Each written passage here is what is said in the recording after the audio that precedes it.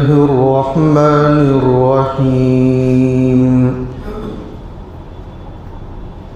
نحمده ونصلي على رسوله الكريم أما بعد فأعوذ بالله من الشيطان الرجيم بسم الله الرحمن الرحيم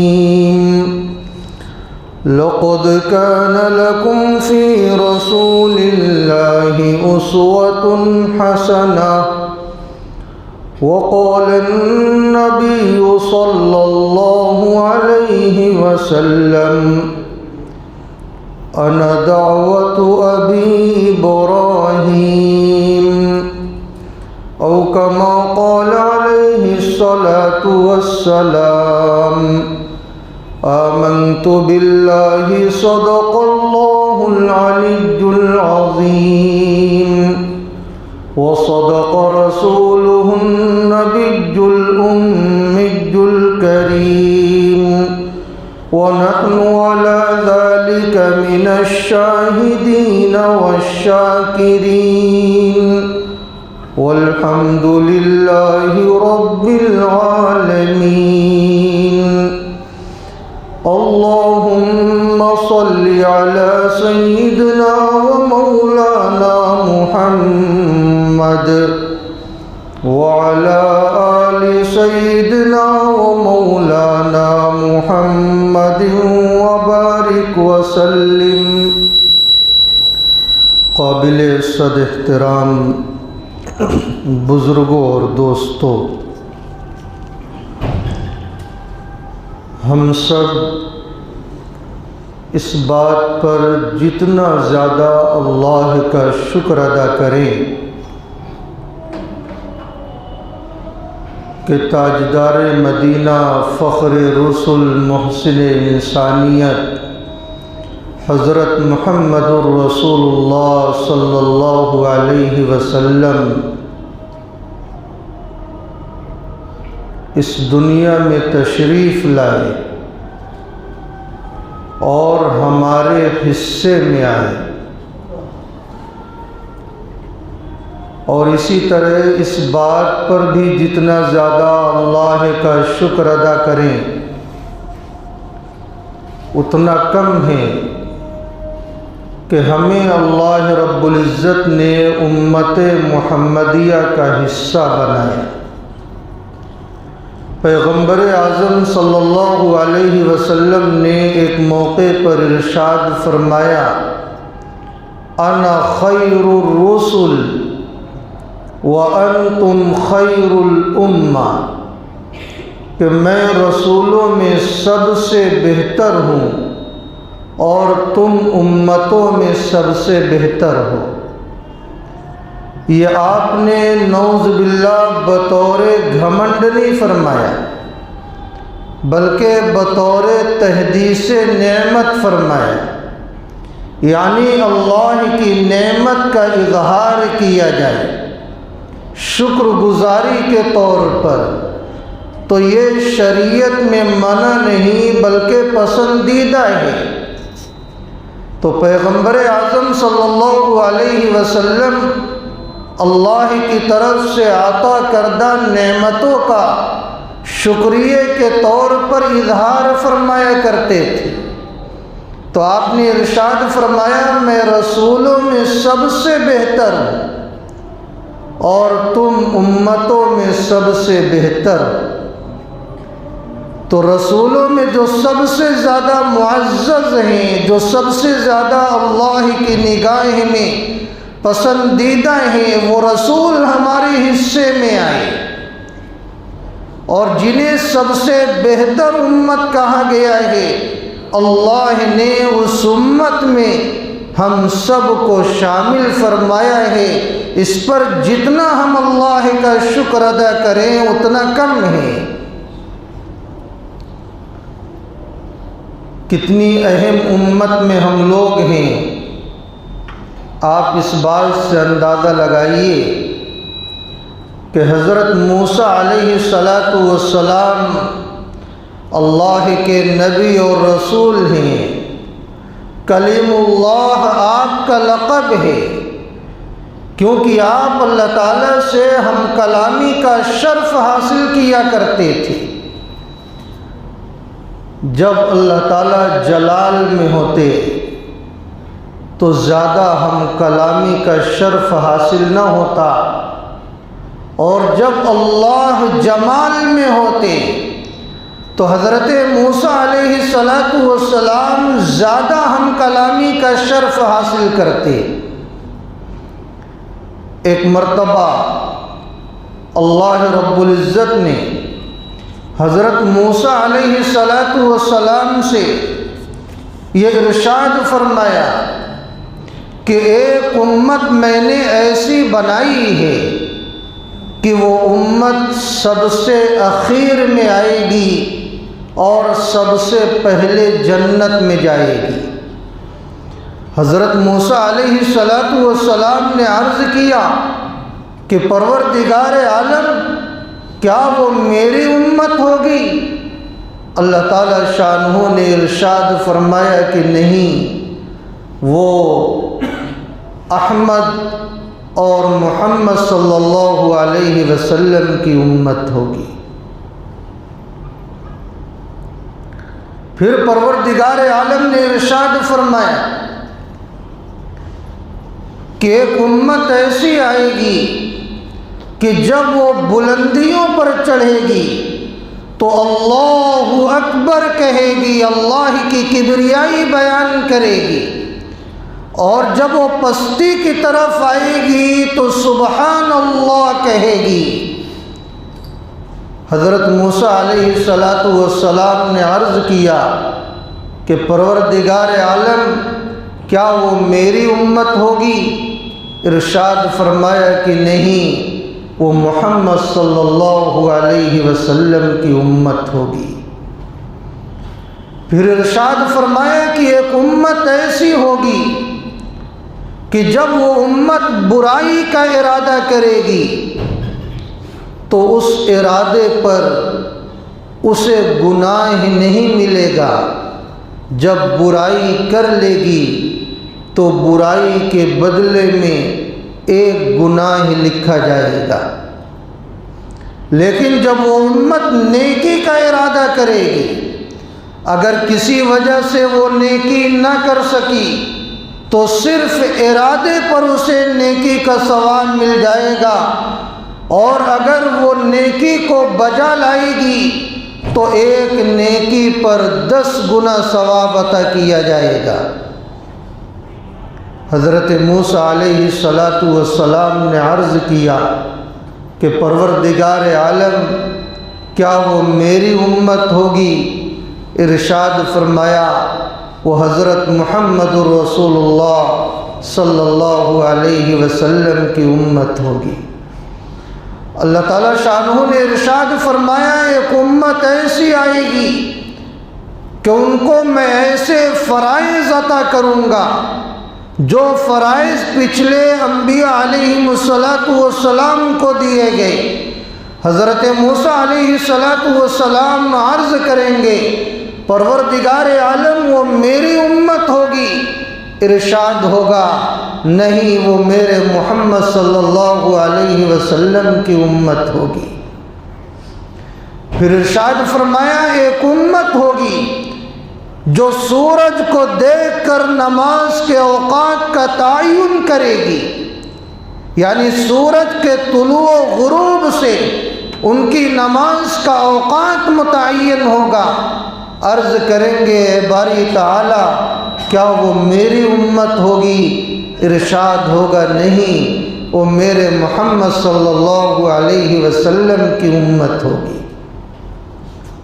پھر ارشاد ہوگا ایک امت ہوگی کہ جب بھی انہیں دین کے لیے، ایمان کے لیے، اللہ کی راہ میں قربانی دینے کے لیے پکارا جائے گا، آواز لگائی جائے گی، اگر وہ امت بیٹھی ہوگی تو فوراً اس آواز پر لبیک کہہ کر کھڑی ہو جائے گی۔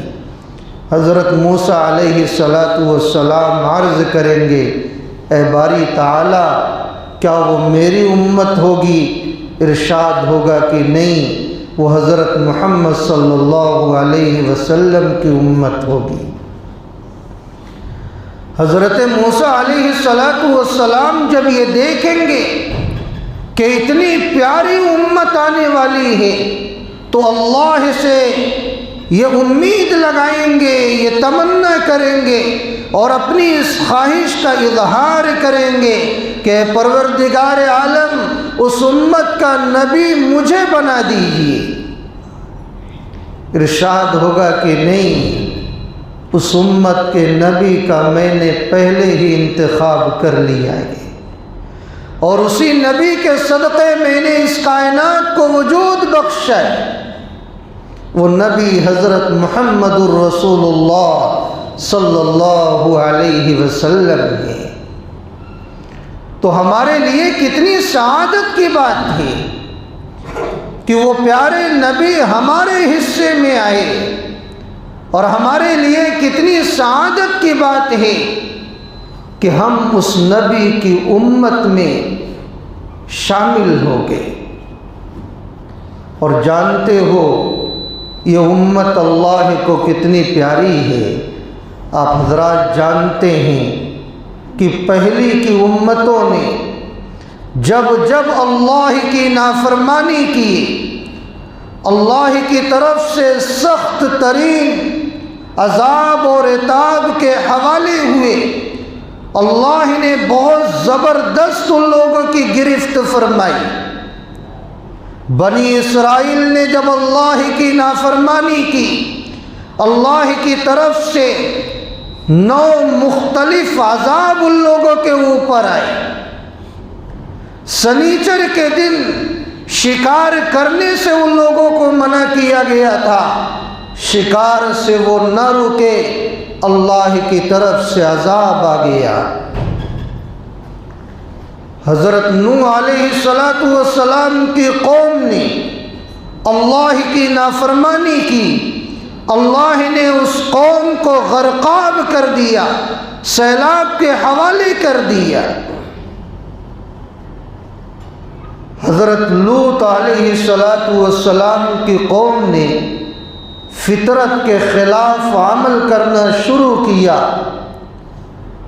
اللہ کی ناراضگی کا وہ شکار ہوئے، اور اللہ نے ان لوگوں کے اوپر ایسا عذاب نازل کیا ہے کہ جسے سن کر رونگٹے کھڑے ہو جاتے ہیں۔ سید الملائکہ حضرت جبرائیل علیہ السلام کے ذریعے اس بستی کو زیر و زبر کر دیا گیا، اوپر اٹھا کر انہوں نے اس بستی کو پٹخ دیا، سارے کے سارے ہلاک و برباد ہو گئے۔ اللہ نے اس طرح ناراضگی کا اظہار فرمایا ہے۔ اسی طرح قوم عاد نے جب نافرمانی کی، حضرت ہود علیہ السلام کو قوم عاد کی طرف بھیجا گیا، لیکن جب قوم نے نافرمانی کی تو ہواؤں کے ذریعے ان لوگوں کے اوپر عذاب دیا گیا، اور ہواؤں کے ذریعے ان لوگوں کو تباہ و برباد کیا گیا۔ تیز ترین آندھی آئی۔ قوم ثمود نے جب نافرمانی کی، حضرت صالح علیہ السلام کو جن کی طرف بھیجا گیا، تو قوم ثمود کی نافرمانی کی وجہ سے اللہ نے زلزلے بھیجے، چنگھاڑ کی شکل میں عذاب آیا۔ الغرض وہ ساری قومیں اللہ کی نافرمانی کی وجہ سے تباہ و برباد ہو گئی، صفحہ ہستی سے مٹ گئی۔ ہمیں غور یہ کرنا ہے، یہ امت محمدیہ جس کا مقام اتنا اونچا ہے، جس امت محمدیہ میں آنے کے لیے سارے لوگ ترسا کرتے تھے، امیدیں لگایا کرتے تھے، اس کا مقام اللہ کی نگاہ میں اتنا بلند ہوا۔ یہ امت محمدیہ کیا آج نافرمانی نہیں کر رہی ہے؟ ایسی ایسی نافرمانی میں یہ امت مبتلا ہے۔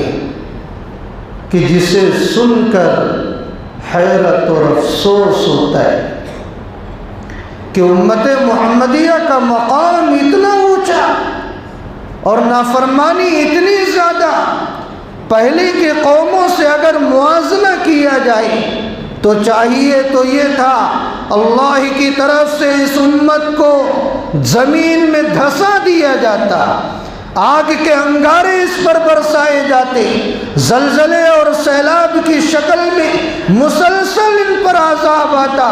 جس طرح یہ امت شب و روز اللہ کی نافرمانیوں میں مبتلا ہے، سود خوری میں مبتلا ہے، غیبت میں مبتلا ہے، الزام تراشی میں مبتلا ہے، ایک دوسرے کو تکلیف دینے میں مبتلا ہے، ناجائز زمینوں پر قبضہ کرنے میں مبتلا ہے، ایک دوسرے کی عزت و آبرو کے ساتھ کھلواڑ کرنے میں مبتلا ہے، ایک دوسرے کی پگڑیاں اچھالنے میں مبتلا ہے، رات و دن اس طرح یہ گنہگاری میں مبتلا ہے۔ بے حیائی زیناکاری کا تو کیا پوچھنا، آج ہر گھر اس میں ملوث نظر آ رہا ہے۔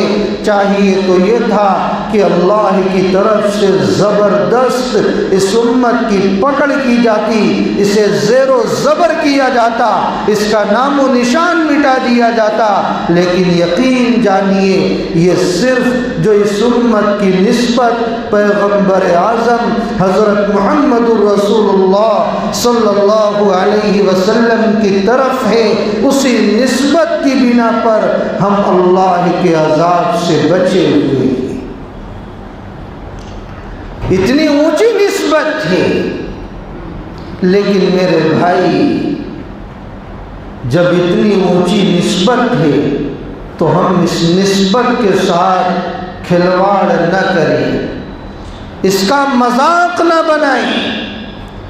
اگر ہم نے مذاق بنایا تو ہم کیا اپنا چہرہ محمد الرسول اللہ صلی اللہ علیہ وسلم کو بروز محشر دکھلائیں گے؟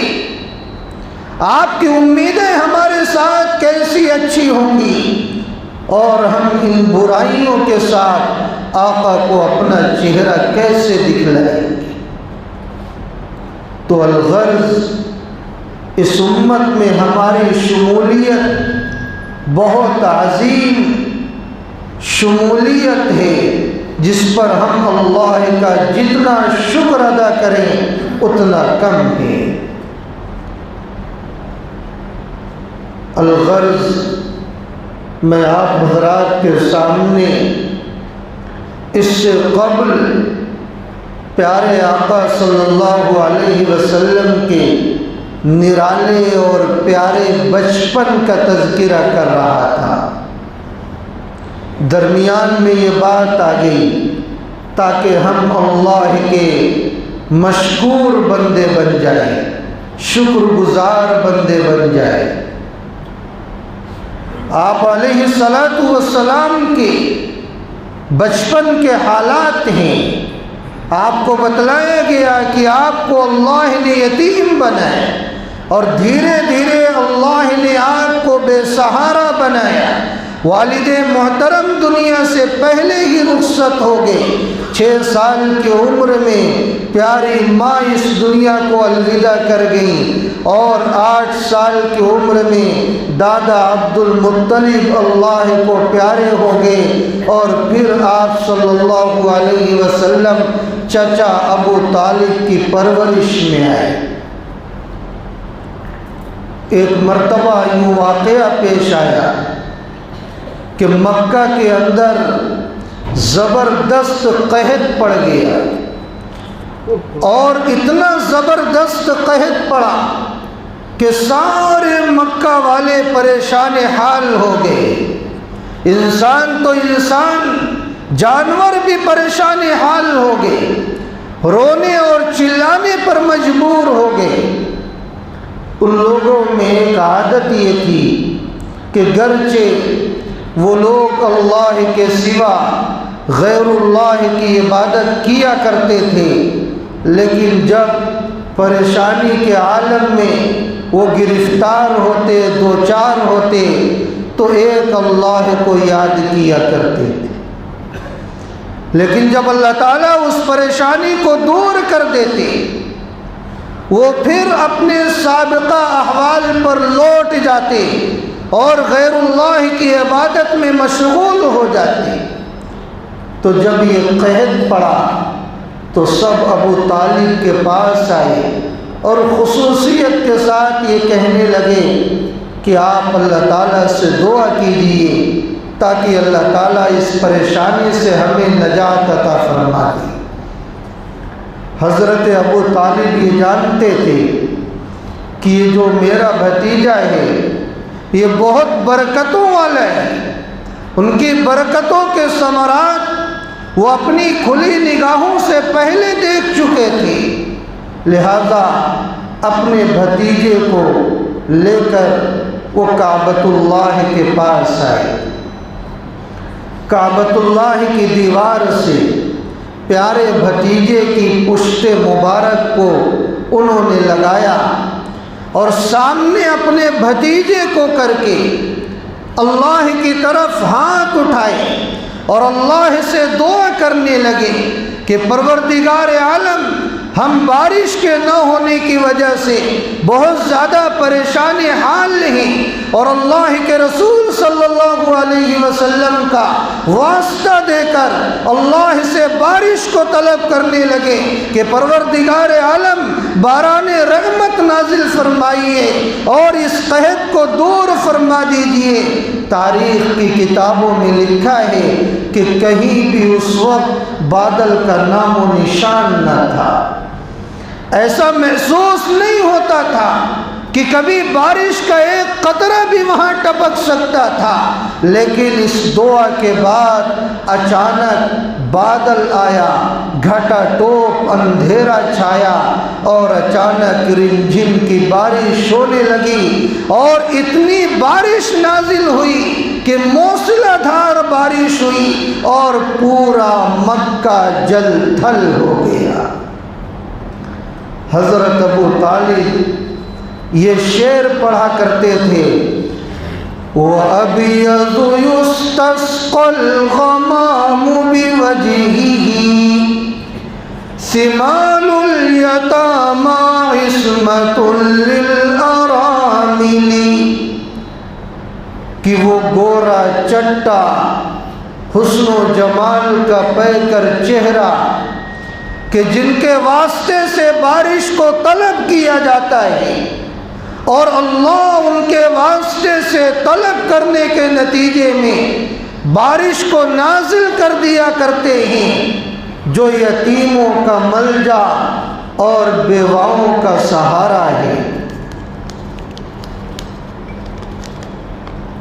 ایک شعر ہے، حالی نے کہا ہے، بہت مشہور ہے، وہ نبیوں میں رحمت لقب پانے والا، مرادیں غریبوں کی برلانے والا، مصیبت میں غیروں کے کام آنے والا، وہ اپنے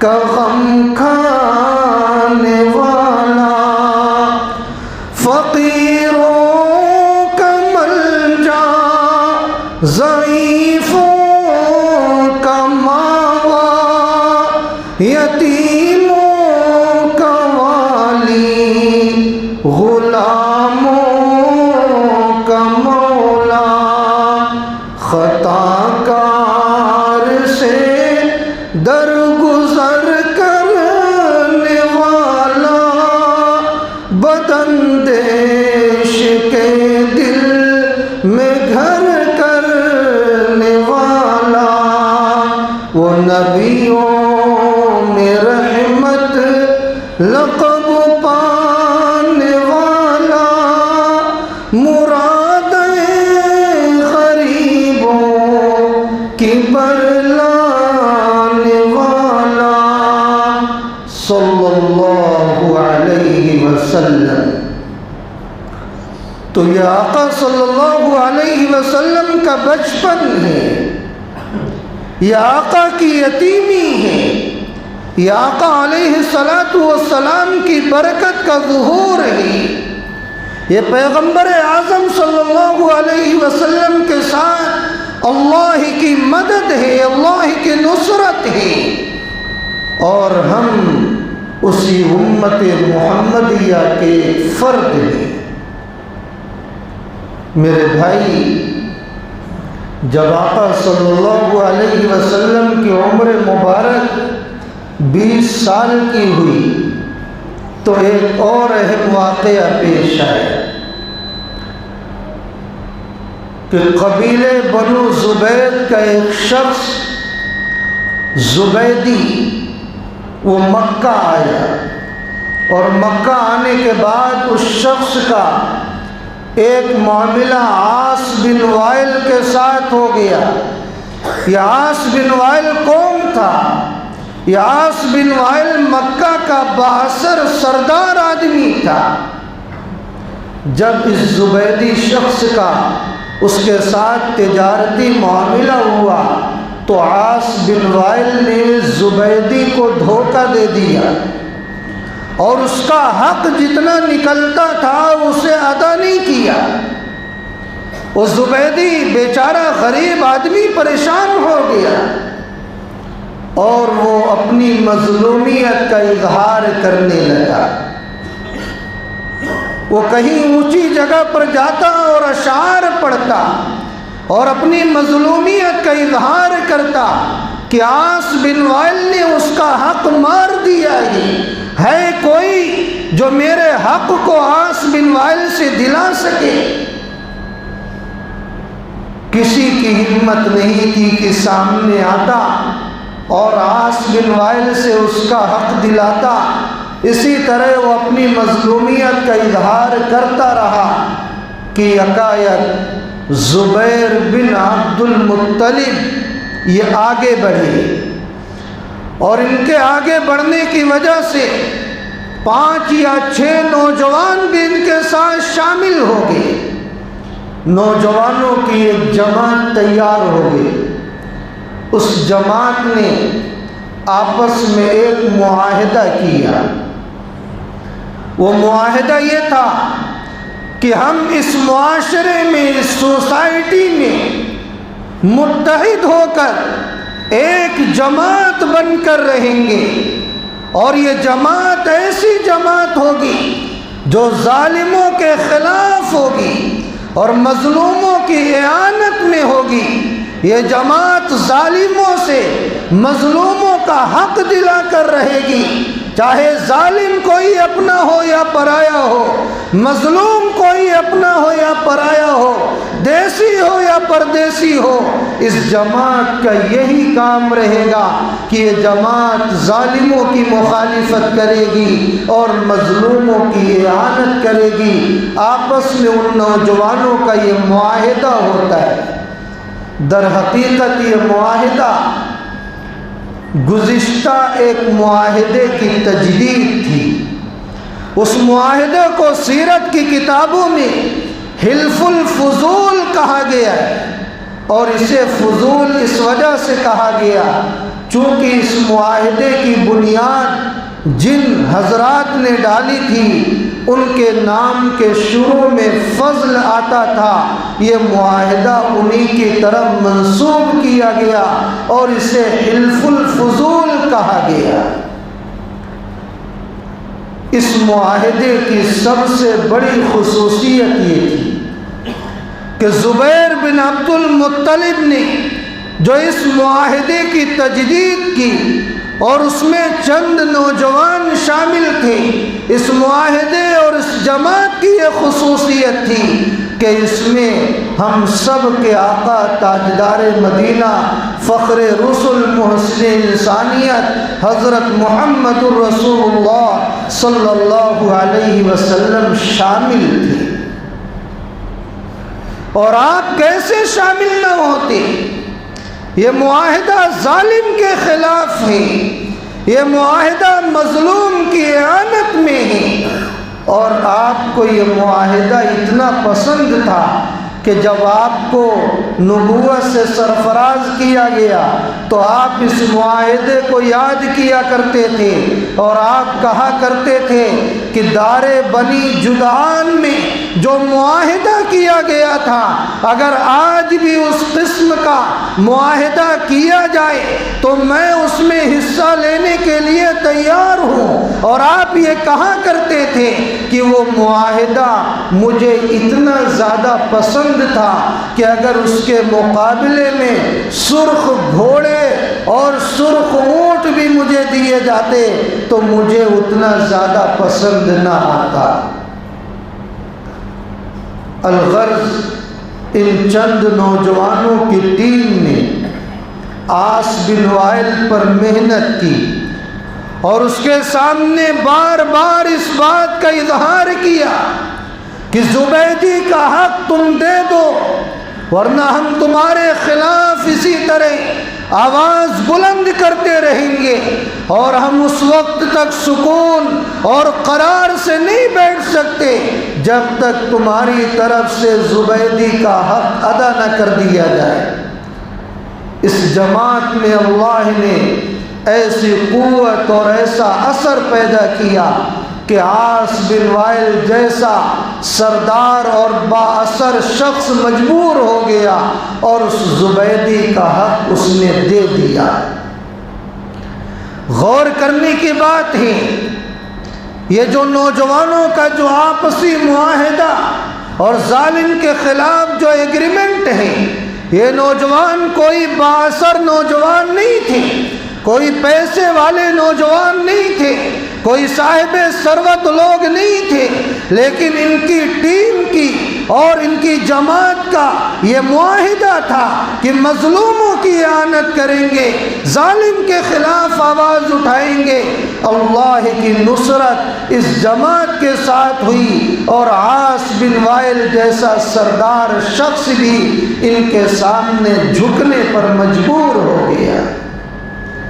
تو آج اگر نوجوان کچھ کام کرنا چاہتے، اپنے معاشرے میں کوئی تبدیلی لانا چاہتے ہیں، تو نوجوانوں کی ٹیم ہر محلے میں ہونی چاہیے، اور ایسی ٹیم ہونی چاہیے کہ وہ عدل و انصاف کے ساتھ خود بھی زندگی گزاریں گے اور معاشرے میں کسی پر وہ ظلم نہیں ہونے دیں گے۔ اور اگر کوئی ہمارے محلے اور ہماری سوسائٹی میں کوئی کسی پر ظلم کرتا ہے، ہم اس ظالم کے پاس جائیں گے اور مظلوم کا حق اس سے دلوائیں گے۔ اگر ایک ایک کمیٹی بھی ہر محلے میں نوجوانوں کی ایسی موجود ہو جائے تو انقلاب آ جائے گا، ہمارا معاشرہ بدل جائے گا، عدل و انصاف کے پیکر لوگ پیدا ہونا شروع ہو جائیں گے، اور ظالم پر اثر ہوگا، وہ اپنی بدنامی کے ڈر سے، اپنی بے عزتی کے ڈر سے، اپنے آپ کو نقصان میں ڈالے جانے کے ڈر سے وہ مظلوم کا حق دینے پر مجبور ہو جائے گا۔ یہ سب کام ہیں جو نوجوانوں کو کرنے چاہیے۔ اسی طرح جب آپ صلی اللہ علیہ وسلم کی عمر مبارک 25 یا 30 سال کی ہوئی تو اس وقت سرداران قریش نے آپس میں یہ مشورہ کیا کہ کعبۃ اللہ کی اثر نو تعمیر کی جائے، اور اس کا منصوبہ بنایا گیا، اور ذمہ داری ولید بن مغیرہ جو سردار تھے اس کے حوالے کی گئی۔ لہذا روپیہ جمع ہوا، حلال روپے کی شرط لگائی گئی۔ روپیہ جمع ہونے کے بعد تعمیری کام کا آغاز ہو گیا، لیکن تعمیر کرتے کرتے جب تعمیر اس مرحلے کو پہنچی جہاں کعبۃ اللہ کے اندر حجر اسود کو نصب کرنا تھا تو بہت زبردست اختلاف ہو گیا۔ جاہلوں کا قبیلہ تھا، ذرا ذرا سی بات کو انا کا مسئلہ بنا دیا جاتا کہ فلاں قبیلے نے یہ کام کیا تو ہمارے قبیلے کی بے عزتی ہو گئی، لہذا ذرا ذرا سی بات کو اتنا زیادہ اختلاف و انتشار کا ذریعہ بنا دیا جاتا کہ انسان اسے سوچ نہیں سکتا تھا۔ ایسے ہی حجر اسود کی تنصیب کے سلسلے میں بہت زبردست اختلاف ہو گیا، اور یہ اختلاف و انتشار اتنا بڑھا کہ تلواریں آپس میں نکل گئی، اور قریب تھا کہ خون کی ندیاں بہہ جاتی۔ تو ایک سمجھدار آدمی، بوڑھا آدمی امیہ بن مغیرہ نے جب یہ دیکھا کہ قریب ایک ہفتہ ہو گیا ہے اور معاملہ گرم ہی ہوتا جا رہا ہے، تو اس نے یہ مشورہ دیا کہ بھائی کب تک تم لوگ آپس میں اسی طرح لڑتے رہو گے، مرتے رہو گے؟ ایسا کرو، آپس میں کسی ایک کو حکم اور فیصل بنا لو، اس کے فیصلے پر سب لوگ راضی ہو جاؤ، جو فیصلہ کر دے اسی اعتبار سے عمل کر لو، جھگڑا نہ کرو۔ لوگوں کو بات سمجھ میں آ گئی۔ اب مسئلہ یہ سامنے آیا، فیصل کسے بنایا جائے؟ اس میں بھی تو اختلاف ہو جاتا۔ تو امیہ بن مغیرہ نے یہ کہہ دیا، دیکھو کل سب سے پہلے صبح کے اندر جو سب سے پہلے مسجد میں آئے گا ہم اسی کو اپنا حکم اور فیصل بنا لیں گے۔ لوگ راضی ہو گئے۔ صبح جب مسجد میں پہنچے تو سب کی نگاہوں نے دیکھا کہ سب سے پہلی ذات گرامی جو مسجد کے اندر آنے والی ہے وہ ہم سب کے آقا تاجدار مدینہ حضرت محمد الرسول اللہ صلی اللہ علیہ وسلم کی ذات گرامی ہے۔ لوگ جب یہ دیکھے تو پکار اٹھے، ہاں ہم انہیں حکم بنائیں گے، ہم ان کے فیصلے پر راضی ہیں، یہ صادق ہیں، یہ امین ہیں، ان کا فیصلہ ہمیں منظور ہے۔ پیغمبر اعظم صلی اللہ علیہ وسلم نے ایک چادر منگوائی، اور چادر منگانے کے بعد یہ کہا ہر قبیلے کے لوگ اپنا ایک ایک نمائندہ طے کر لیں۔ ایک ایک نمائندہ متعین کیا گیا، سارے قبیلے کے نمائندے آ گئے۔ آپ علیہ السلام نے ارشاد فرمایا سارے نمائندے اس چادر کو پکڑ لیں۔ سارے نمائندوں نے جب چادر پکڑ لی، آپ علیہ السلام نے ان سے یہ کہا دیکھو یہ حجر اسود ہے، اگر تم سب کی اجازت ہو تو میں اس حجر اسود کو اس چادر میں رکھ دوں۔ سارے لوگوں نے اجازت دی۔ آپ علیہ السلام نے اپنے دست مبارک سے حجر اسود کو اس چادر کے اندر رکھا اور یہ کہا دیکھو بظاہر رکھنے والی ذات میری ہے، لیکن تم سب کی اجازت سے یہ رکھنا ہوا ہے، گویا تم سب نے اس حجر اسود کو چادر میں رکھا ہے۔ آپ نے کہا چادر بلند کی جائے، چادر بلند کی گئی۔ جب وہ مقام آیا جہاں حجر اسود کو نصب کرنا تھا، آپ علیہ السلام نمائندوں سے مخاطب ہوئے اور آپ نے ارشاد فرمایا اگر سب کی اجازت ہو تو اس حجر اسود کو میں اس کی جگہ پر نصب کر دوں۔ سارے نمائندوں نے اجازت دی۔ آپ علیہ السلام نے اپنے دست مبارک سے حجر اسود کو اس کی جگہ پر نصب فرمایا اور آپ نے ارشاد فرمایا دیکھو سب کی اجازت سے یہ حجر اسود نصب ہوا ہے، گویا کہ ظاہری اعتبار سے میرے ہاتھوں سے نصب ہوا، لیکن آپ سب نے اسے نصب کیا ہے۔ آپ نے حکمت عملی کے ذریعے اس مسئلے کو حل فرمایا۔